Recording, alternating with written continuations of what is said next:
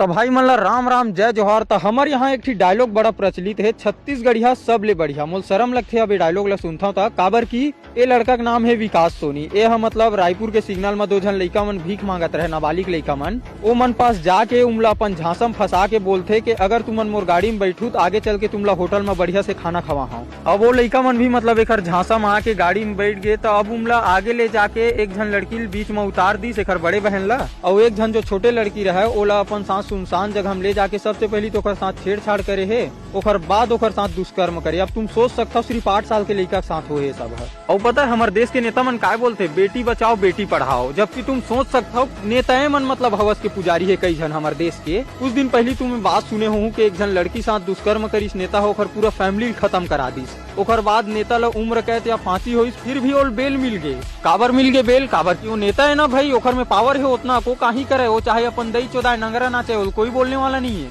अरे वो पोस्टर मन में का लिखवाते हमारे यहाँ मालूम, गड़बो नवा छत्तीसगढ़ पहली क्राइम रेट ला कम करा लो मालिक।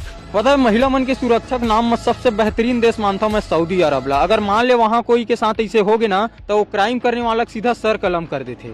और हमारे देश में कैसे होते मालूम, कोई रेप करे यह जेल से छूट के आहा ना तो स्पेशल ओकर चोवा चंदन लगा बाजक साथ स्वागत करते। और पता है मतलब बीच में भी एक वीडियो देखे रहे मैं एक जन नेता के, वो का बोलते मालूम, मतलब अगर रेप हुआ तो कोई बचाने वाला नहीं है, लेट के इंजॉय करो रेप ला।